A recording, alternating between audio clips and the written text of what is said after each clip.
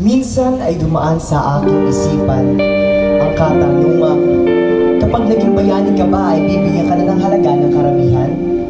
Dahil kung nabubuhay lamang si Jose Rizal, Andres Bonifacio, Gabriela sila, ay malamang sa malamang sila ay manghihinayang sapagkat ating pang mas pinahalagahan ang mga maling katauhang dumarating sa ating buhay at lumilikas din naman. Hindi gaya ng mga bayaning kailan may hindi nang iwan. Nasabi ko ito dahil meron akong kilala, bayaning sukdulan, mahalin ng madla, inaasam, kinikip-kip pa sa bulsa, nais makamtan ng bawat isa. Ang pagdaplis lamang niya sa palad ng iba ay nagdudulot talaga ng bumapaw na ligaya. Siya, si General Vicente Lim, bayaning dakila. Masilayan lamang ang masulawangis niya ay tiyak na may ngiti, manonood hanggang tenga. Ganon siya halaga.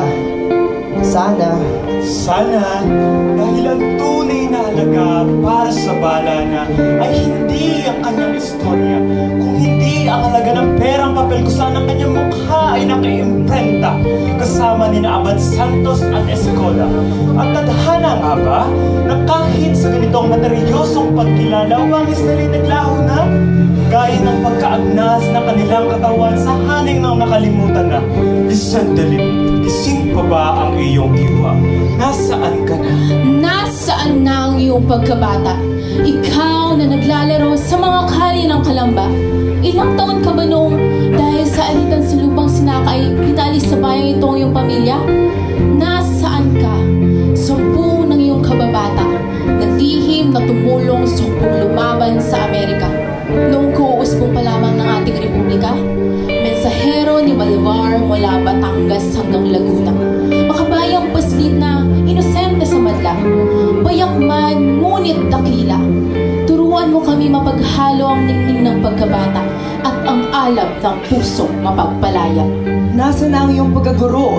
Ikaw na nagpakadulbhasa na ang kapwa'y mapagbago. Doon sa Maynila at kalaunay sa Baguio, ano bang asignatura ng estudyante mo? At anong aralin pa sarili ang itinalaga mo? Kahit kaakibat ito ang iyong paglayo, tungo sa tawid karagat ang ibayo, dun sa bayang minalit ang kagaya mo kung saan ang kayo manggi.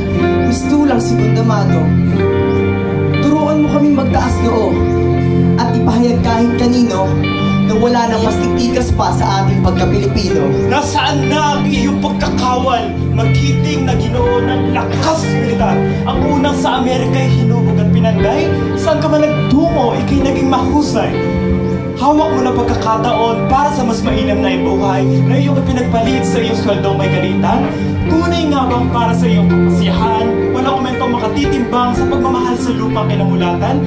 Turuan mo kaming huwag maging mabilang sa hayahan at luho at sumandaling kaligayahan at yakapin ang Pilipinas sa iyong prinsipyong taman, katungkulan, karangalan at aksitang bayan. Nasaan na ang iyong pagkaama? Isang haliging hindi magigiba. Sa liwanag ni Pilar na iyong butihing asawa? Sino ka ba sa anim na anak na sa inyo'y nagpala? Tunay na ang iyong buhay ay walang hanggang pagkawalay, bunsod ng sinumpaang tungkulin kahit na ikamatay. Kailan may hindi namin masusukat ang bukso ng iyong luha? Nang sa huling sandali marinig mo ang anak mo at asawa. Sa gitna ng digmaang nakakabahala, turuan mo kami, ang kulay ay makita. Sa gitna ng abuhin, suliranin at sigwa. Nasaan ka, Vicente Lim, sa iyong pagsuko? Gaano ba kapait na aminin ang pagkabigo kasabay ng pagsaludo sa Division 41? Nasaan ka sa hanay ng mga sundalong nanlulumo mula Bataan tungong Tarlac sa marcha ng mga naigupo? O masasabi nga bang ito'y pagkatalo? O pansamantalang pahinga bago ang tiyak na panalo? 1945, abot tanaw na ang katapusan ng digmaan sa Pasipiko. Sa isang huling mandato, ikaw ay naaresto, nilitis, ipininig sa kulungang malimpyerno. Anong huli mo nakita sa pagkulong ng iyong ulo? Narinig mo kaya ang minsan mong winika? Tayo'y pinanganak upang isabuhay ang kamalayang magkakahalaga lamang kung ito'y may sasabuhay nang walang pagkamkam. Hindi para sa pansariling raya, Hindi para sa pamilya, Hindi para sa kung anong pagnanasa, kung hindi para sa bansa. hindi dapat ikatakot ng isang kamatayan. Bagkus ang pagkawala ng karangalan at pagkatalo sa laban. Wala nang mas kaganda sa pagkabuhay at malaong pagkamatay sa pagtatanggol sa bayan laban sa kaaway. Wala nang mas masama't kasuklam-suklam sa pagsuko ng hindi lumalaban hanggang sa huling kalakasan para sa bayang sinilangan. Nasaan ka na, Vicente Lim?